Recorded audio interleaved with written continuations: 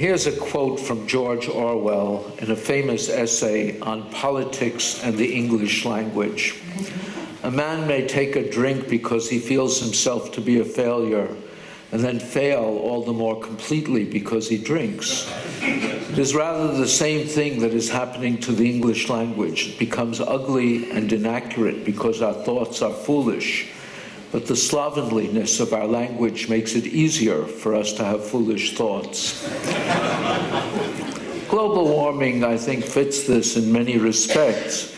It's clearly and has been since the beginning about politics and power rather than science. In science, there's an attempt to clarify. In global warming, language is misused in order to confuse and mislead the public. The misuse of language extends to the use of models. For the advocates of policies allegedly addressing global warming, the role of models is not to predict, but rather to justify the claim that catastrophe is possible. As the advocates of global warming understand, proving something to be impossible is itself almost impossible. In a further abuse of language, the advocates attempt to rephrase issues as yes-no issues. So, for example, you frequently hear questions like this: does climate change, is CO2 a greenhouse gas? Does adding greenhouse gas cause warming? Can man's activities cause increases in greenhouse gases? These yes-no questions are meaningless. Crucial to scientific method are how much questions. And that is certainly the case for the above questions. One should not fall for the temptation of trying to make absolute answers. Indeed, for the 4 questions I've listed, I think most skeptics, including myself, would answer yes. To a certain extent, therefore, this issue cannot be discussed between opponents. The truth is, we are speaking different languages. That said, it should be recognized, as has been mentioned by previous speakers, that the basis for a climate that is highly sensitive to added greenhouse gases is solely the computer models. The relation of this sensitivity to catastrophe, moreover, does not even emerge from the models, but from the fervid imagination of climate activists. Okay, what are some of the questions that are relevant? First one, which several people have discussed, is what is the sensitivity of global mean temperature to increases in greenhouse gases? What, if any, connection is there between weather events and global mean temperature anomaly?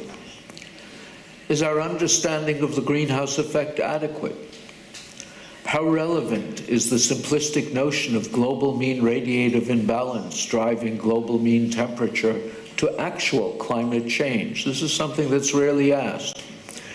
Obviously, this is not going to all be covered in any detail in this lecture, but we can go through some of the physics, and hopefully it'll be some help.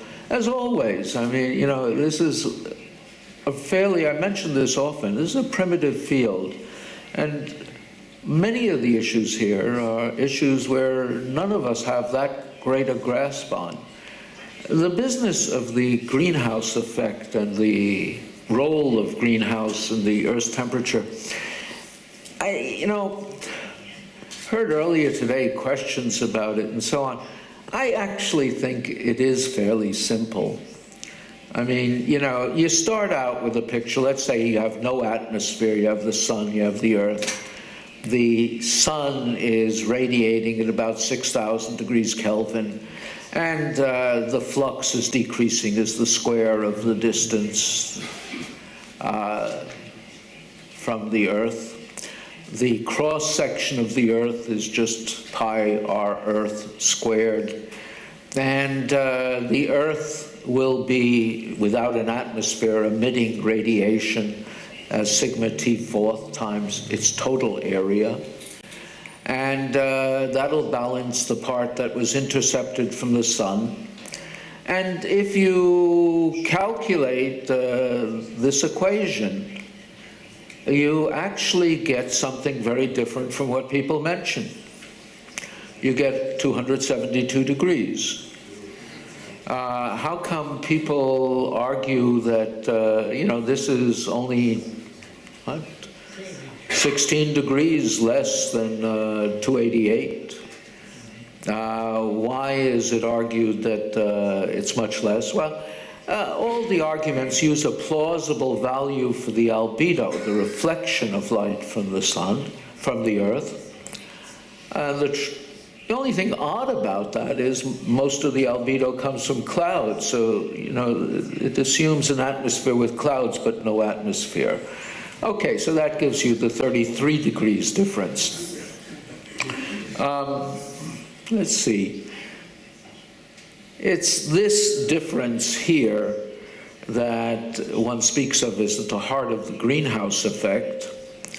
And here another notion comes in, namely, since the atmosphere's temperature decreases with altitude, and we'll discuss this further, this gives rise to the notion of a characteristic emission level where the temperature would be on the order of 255 degrees. Okay, a couple of points to remember from this. If we emit the albedo due mostly to clouds, you'd only be 16 degrees colder than we are today. The other thing that's equally important, if one changes the solar output by about 2%, which is roughly equivalent to doubling CO2, then the temperature changes about 1 degree. And that is, crudely speaking, the no feedback expected response from a doubling of CO2. Okay, one problem with the greenhouse effect that seems to drive certain people crazy is that they believe the picture presented by Al Gore of the blanket and the back radiation and this and that and so on. And so you have a lot of people immediately going to their notebook and saying, this is impossible.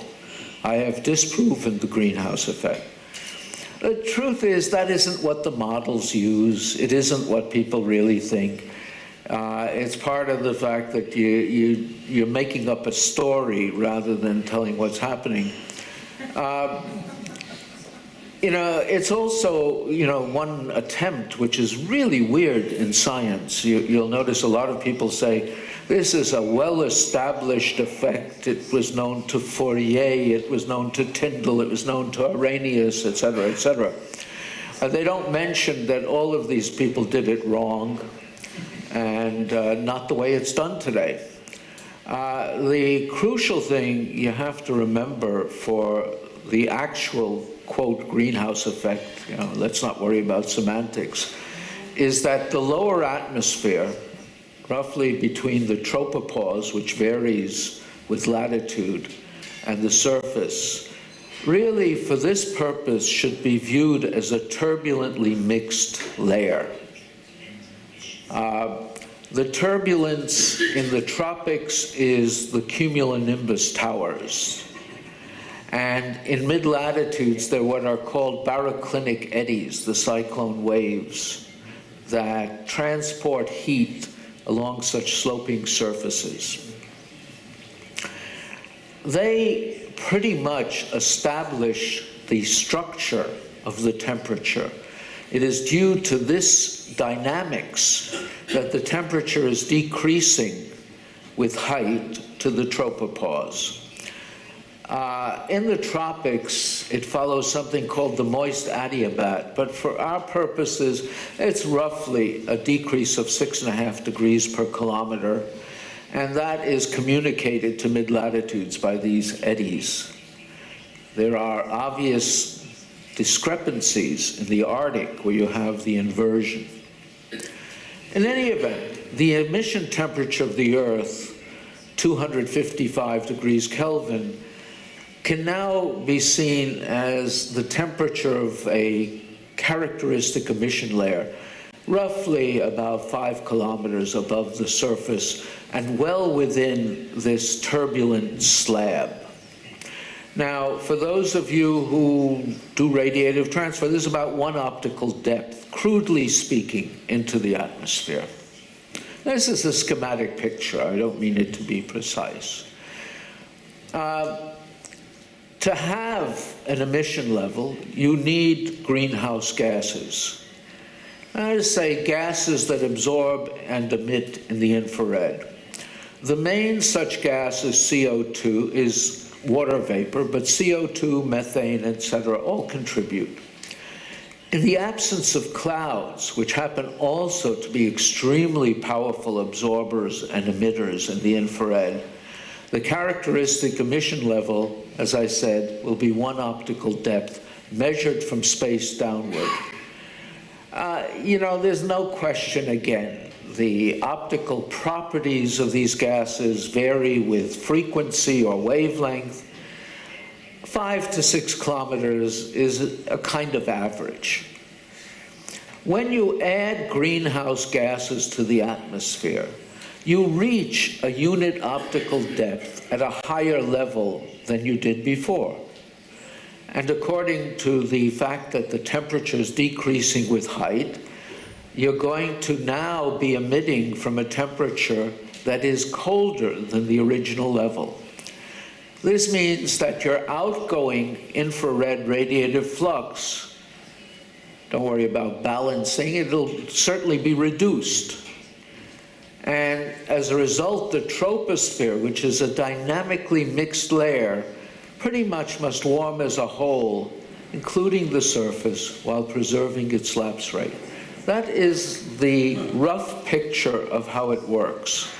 This is just an illustration of that. So you start out, you know, with the atmosphere. This is 1 optical depth in.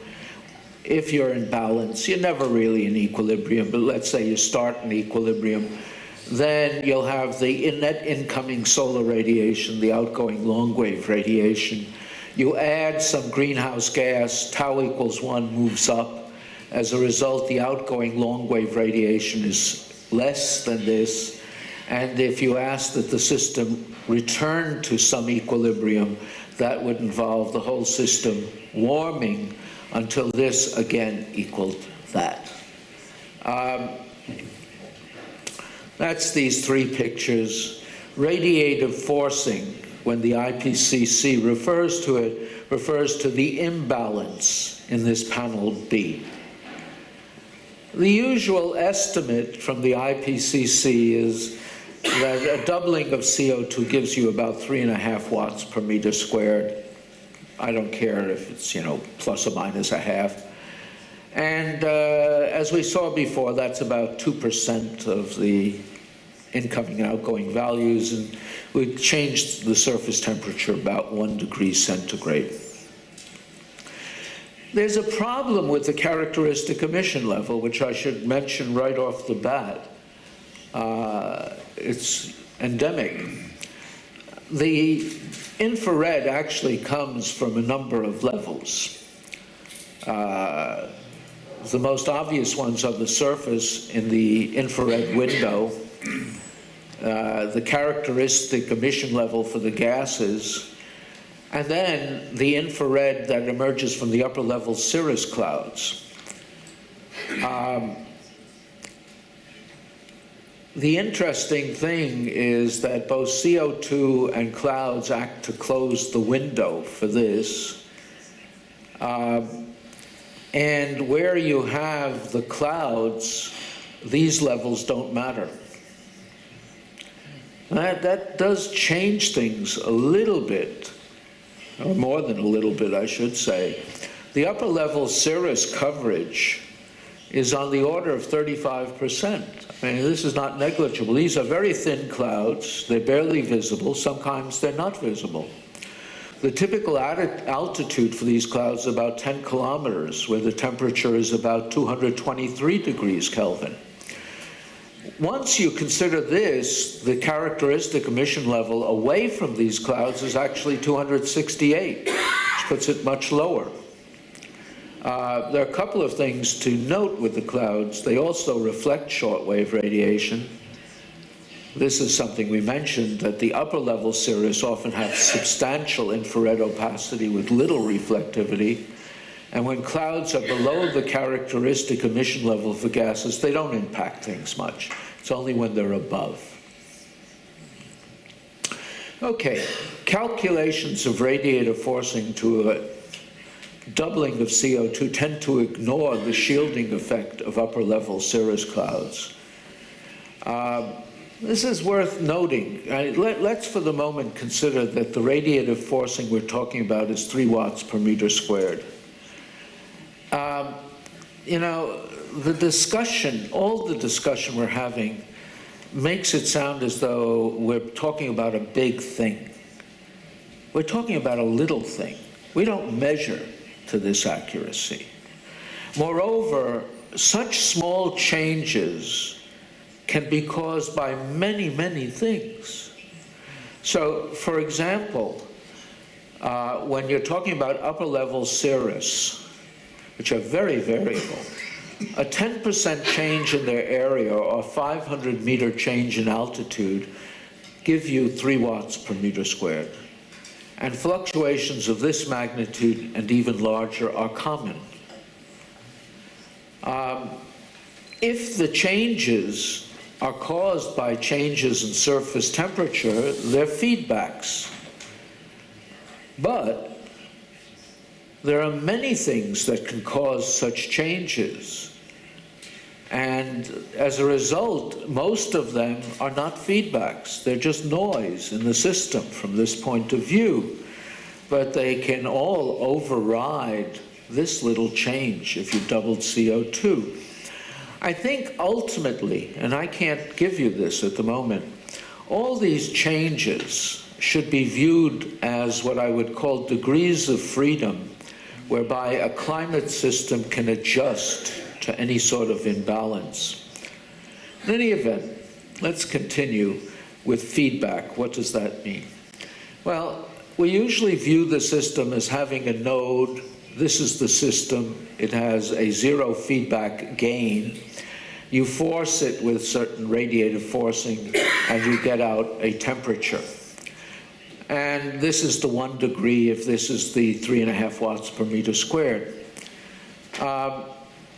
If you have feedback, what it's saying is the change in delta T gives rise to a change in the flux in the system, so that the total flux is a response not just to the original delta Q, but also to this feedback factor. And if you solve for it, you get this, or more accurately is a relative issue, to the sum of all the feedback factors.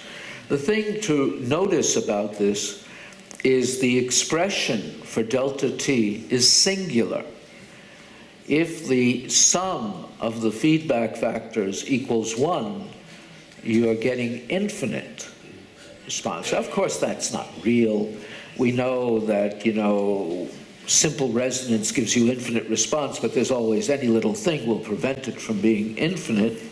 Nevertheless, it's worth keeping in mind, because this is just another picture of how to view it. You have the incoming, you add greenhouse gas, and then you add something like water vapor or something, and you increase the imbalance in a positive feedback. But in the real climate system, you can also have negative feedbacks. Let's just skip this. This is an important curve to understand, because we'll come back to it a number of times. This is the response of the system in terms of the total feedback factor. And remember, I said it's singular, and it's the sum of the various feedback factors. So if you start out with, let's say, 0.5, anything you add to it gives you a huge increase in the response. But if you are in this area here, changes in the feedback factor do very little. This is the nature of a function 1 over 1 minus f. This is just the words that I've said.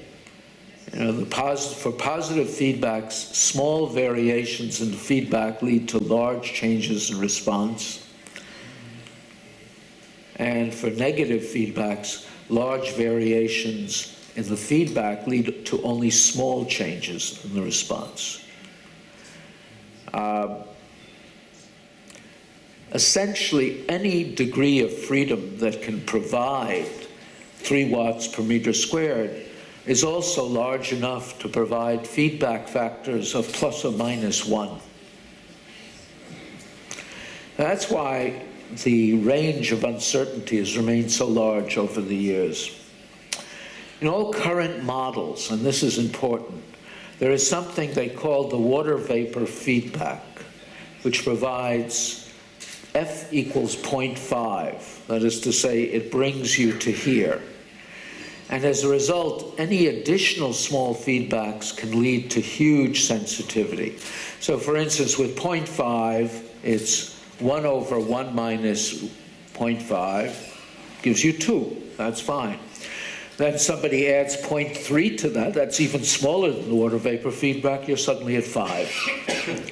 If somebody were to add 0.5 again, you're infinite.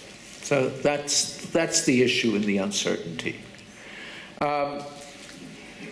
There's another feature here that we'll focus on, and Near mentioned it.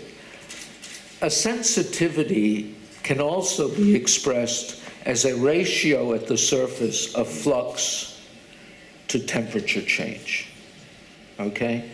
A highly sensitive system has a very big delta T for a very small flux. That's also a measure of the coupling of the atmosphere and the ocean.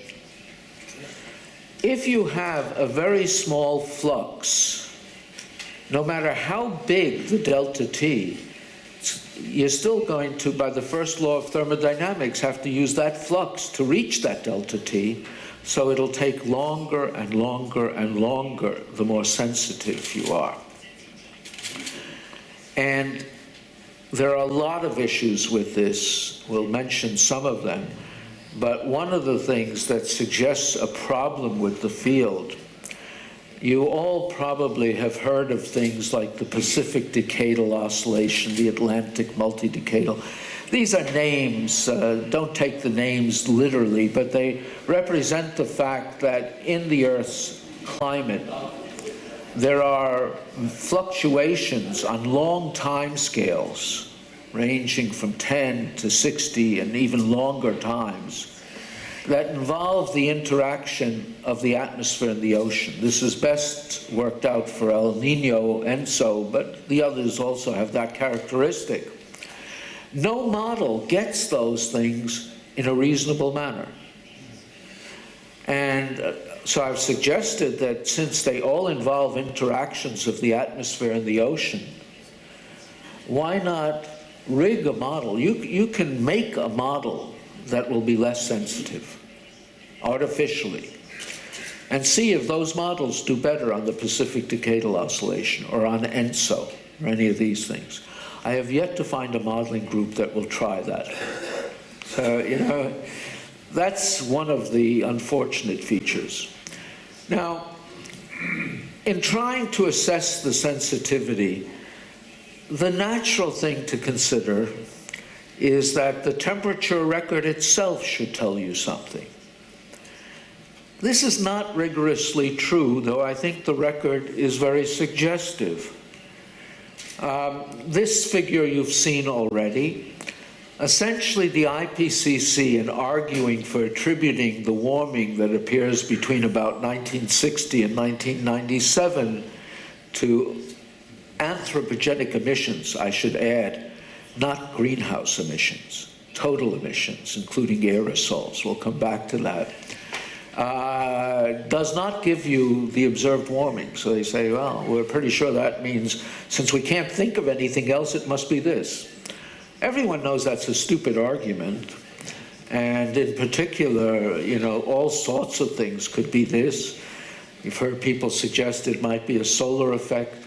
But there are plenty of variations on this level. We're talking about tenths of a degree, for crying out loud, that are always occurring. Indeed, if you plot the warming that was actually occurring, not the model results, between 1920 and 1940, it's indistinguishable from this. So their argument in the IPCC is that they need anthropogenic influences after 1960. You know, as we've said, this assumes that you knew exactly what was going on, and that's grossly unlikely. I'm going to look at this picture, and we'll see what went into it. There are the issues of volcanoes and so on. Let me show you what I want to do. Even the IPCC, I should mention, when they do scenarios, do not use the GCMs. For the most part, they use very simple ocean-atmosphere energy balance models because they have the time lag. They basically behave like the large models. So we'll use one such model. Here is the latest IPCC, you know, the radiative forcing. These numbers probably are invisible to you, but fundamentally, what is interesting to me is if you take the greenhouse gases, they are estimated with an interesting amount of uncertainty, even for CO2, to give you about 2.93 watts per meter squared. And then they say that the total anthropogenic radiative forcing, on average, is about 2.29. They get that by subtracting the aerosols. Now, you will notice that although there are error bars, if you look carefully, the impact of aerosols has come down in this IPCC, and so has the uncertainty for the primary aerosols. The secondary aerosol effect due to aerosols affecting clouds and so on is also considered to be small, but it has uncertainty. They list like this. They don't list this. This is in the text, and it's a nice example. The text says if you're dealing with ice clouds in the high troposphere, the effect can be the opposite sign. It can actually be to add to the warming rather than cooling. At any rate, let's take the total forcing. Remember, this is now 80-some-odd% of what you get from a doubling of CO2. So the whole discussion, you know, we're going to double CO2 by such and such a date, from the point of view of radiative forcing is largely irrelevant. We've reached it. And so let's see what, okay, total greenhouse forcing, crudely speaking, from 1800 to the present, looks like this for the total greenhouse forcing. E-folding is on the order of 40 to 60 years, reaches little under 3 watts per meter squared. Now, in addition to this, all the simple models use some measure of volcanic forcing. Most of the models use something developed by Sato at Goddard Institute for Space Studies. And you notice here, that's popping up, you know, to between 1 watt per meter squared and 4. It's interesting how volcanoes go. You have a cluster of volcanoes around Krakatoa in the late 19th century. Then have a period relatively free of major volcanoes. Then you have a cluster again. I don't give much significance to the clustering. You're all aware that a random process gives you clustering. The odds of getting things, if you're flipping a coin, head, tail, is 0. There will always be runs. And so this you have in addition. And we'll see what that does. Here's the simple model we use. You have the flux, you have the emission, and then you have an ocean consisting in a mixed layer where you have instant mixing, a thermocline with diffusion, and upwelling or a bottom to the thermocline. This is the model, type of model used in scenario building.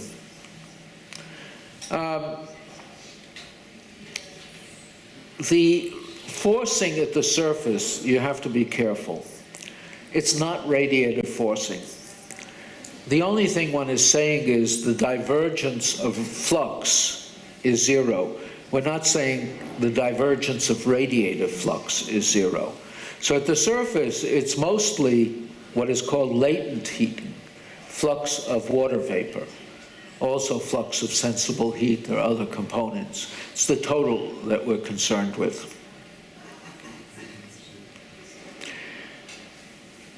And keep in mind, high sensitivity, long response times. Okay, so here's the response to the volcanoes. Now, what's interesting about that is each of these curves represents a different sensitivity. So the lowest sensitivity is 0.75, used for a doubling of CO2.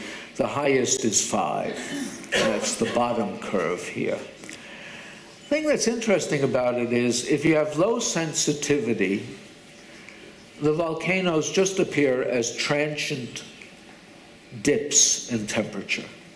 If you look at the temperature record, you can't be certain, but you don't see anything other than dips in it. Whereas if you have a sensitive climate, it kind of says that there's a secular effect, that, you know, the response, the decay lasts longer and longer, and so it forms a platform for the next volcano and the next volcano.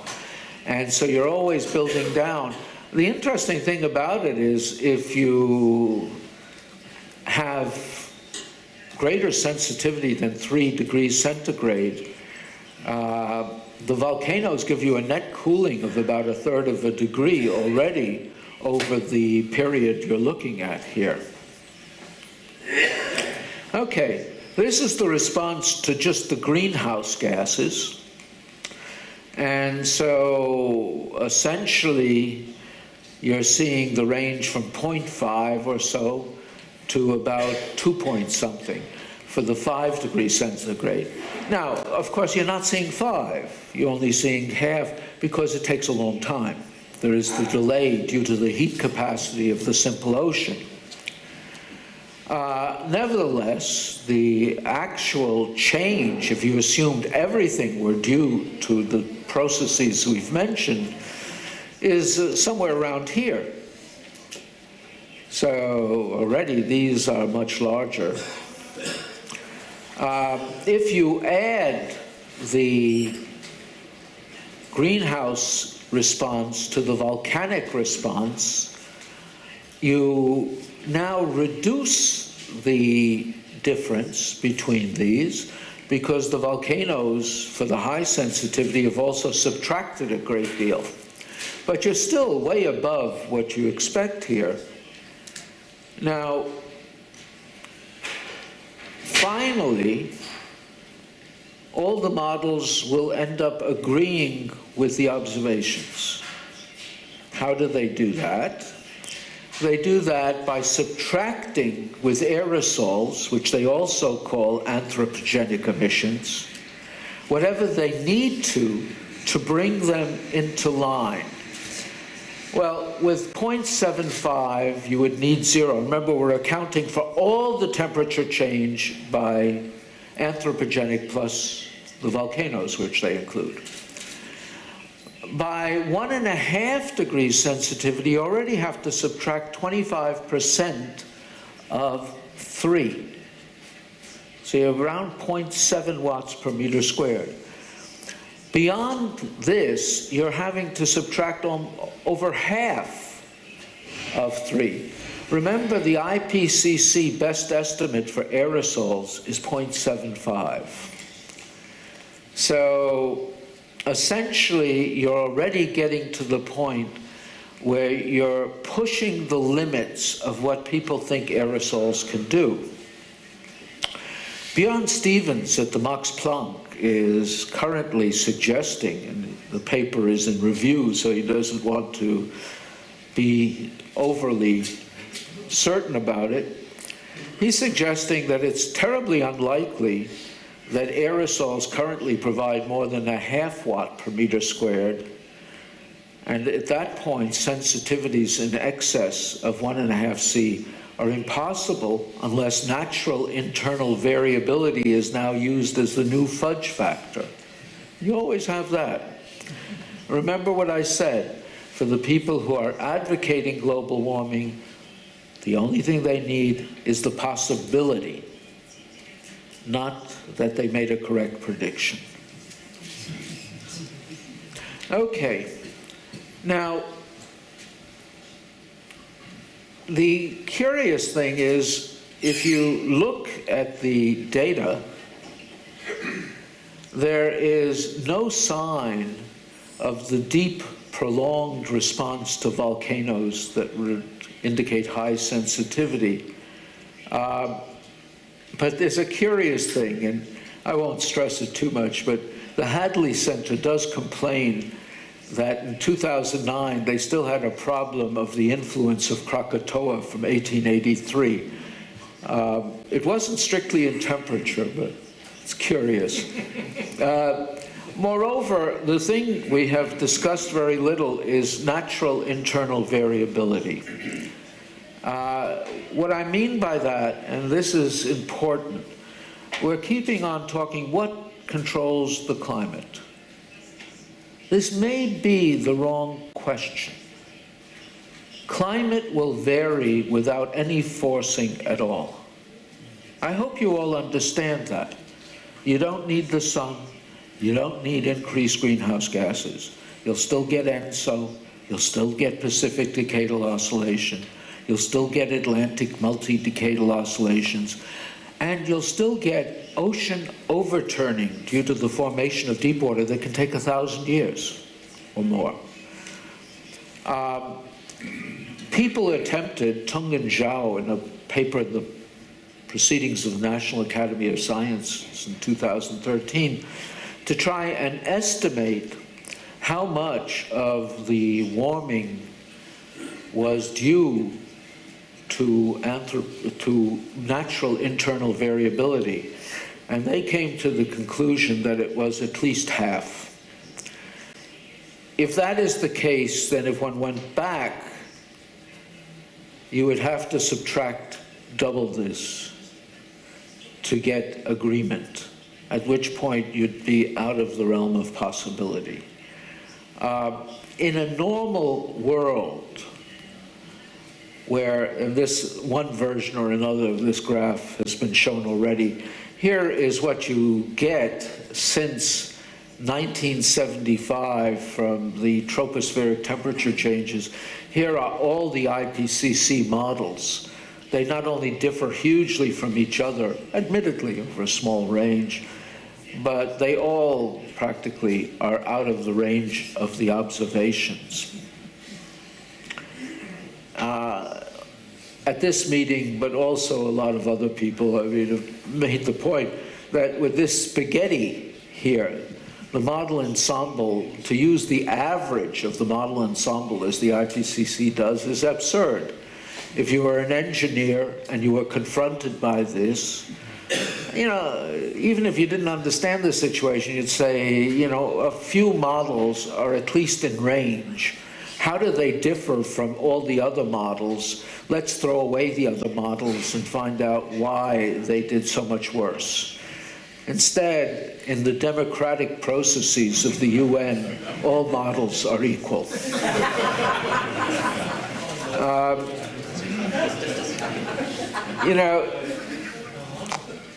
The reason I say you can't get sensitivity per se out of it is you have the fudge factors, and so you can always argue, however implausibly, that it's possible you have high sensitivity. you have to understand that in the normal world, for instance, with tobacco and lung cancer, all the studies had problems. What was leading to the conclusion that you were causing lung cancer was a meta-analysis combining all the studies and saying if they're all pointing in the same direction, one probably should give more statistical confidence to the result, even if the individual studies had problems. This is the situation one's in with the temperature changes itself. Normally they tell you your problems are all in one direction. It probably suggests lower sensitivity. Now, there are other ways of looking at it, sensitivity. I'll go through a few of them. We mentioned time scale. Gerard Rowe in 2009 made a very simple point that the Pacific Decadal Oscillation, which has an index, really, this is a story, almost all the oceanographers like, but, that the Pacific Decadal Oscillation is not decadal, it's not an oscillation, but at least it's in the Pacific. It behaves as a first-order Markov process with a certain response time. The interesting thing is the response time is about 1.6 years. And that would give you series that look like the Pacific Decadal Oscillation. There's a simple thing you can do, which the IPCC has this CMIP program at Lawrence Livermore. So you have all the model results. You can look at North Pacific temperatures, for instance, and ask if you try to model them with an autoregressive process, what is the response time you get from the model versus what you get for the data. And this is just why you can use temperature instead. But what you got for the models was almost all the models that had enough to do this were getting somewhere on the order of 25, 28 months. And the response time in the data is typically around the order of 10 to 15. Again, it suggests model sensitivity is excessive. It's not convincing. Obvious approach is to try and measure the feedbacks, and I've done this with a colleague, Young-Sung Choi, which is to use satellites to look at the outgoing long-wave radiation and compare that with what the models give you for the same sea surface temperature. It's a technical issue, and I won't spend a lot of time. I promised Wolfgang that I would not continue indefinitely. But let me just, it's available for you who want to. But the thing about it is, it leads to looking at long wave and short wave outgoing radiation regressed on intervals of temperature change. What one finds is, for the long wave, there is a very clear feedback response that is negative. For the short wave, you have this S-shaped curve, which we now realize is largely a function of a very high noise-to-signal ratio. This is rather important, though, in its own right. It's saying that the long-wave feedback is unambiguous, and this has been confirmed even by people like Trenberth and others who've looked at it. Now, what this means, and this is rather important, the water vapor feedback is a long-wave feedback. You cannot, and I think I have a slide on that, yeah, probably not, you can't separate the water vapor feedback from the cloud feedback at upper levels, because the water vapor only affects the region not covered by the upper level clouds, but that's variable. So the only thing you have is the long wave feedback. Remember, the reason you got the big range in sensitivity was you had 0.5 for the water vapor feedback. This is saying that even if it existed, it is canceled and exceeded by the cloud feedback or something else. So now when you come to that 1 over 1 minus f, you don't have the 0.5 to start with. You have 0. To get it to go from 2 to 5, you needed to have 0.3 for the positive feedback. But if you start with 0, 0.3 does nothing. You're in the flat range of that curve, so you're insensitive. So this already, if it's true, is telling you you're not sensitive. Okay. This is just saying that. What about extreme weather? I'll just do that briefly. But this is one of the crazier things. Extreme weather is pure propaganda. The IPCC itself acknowledges no relation. That's important to understand. They have said that. I keep insisting, when you're attacking the IPCC, it's all well and good, but check what's inside it. What's inside it is often something that would argue against the hysteria. And given that it's in the IPCC, you can use it to your advantage. In the extratropics, outside the tropics, what forces weather disturbances and variance is the difference in temperature between the equator and pole. All models of warming say that goes down, not up, in a warmer world, which would suggest you have less potential for storms and less variance. It doesn't matter that that's the case. It's not scary, so you say the opposite. You also have to have a perspective. This is March 12, 2013. Doesn't matter, I could pick any month. This is in the Boston Globe, our local newspaper. Every day it shows you the high and low temperature, the dark blue, for the preceding 30 days or so. It also shows the average high and low, that's the gray in here. And it also shows you the difference between the record-breaking high and the record-breaking low for each day, although those often occur many years ago. There is also a line here, a red line. And what that red line is simply the width of that line is the total range of global mean temperature anomaly for the last 150 years. Keep that in perspective when you discuss climate change in terms of that variable. The variance, and I've given this to high school students, it's kind of funny. The paper also publishes a map of the temperature for North America for the day. And the exercise I ask the students to do is to estimate from this map what the record-breaking high and low was for the day, no matter what year it came from. And they always get it within a few degrees. It's the highest and lowest temperature on this map. One is advecting air from someplace else. It's not coming from changes in the radiation.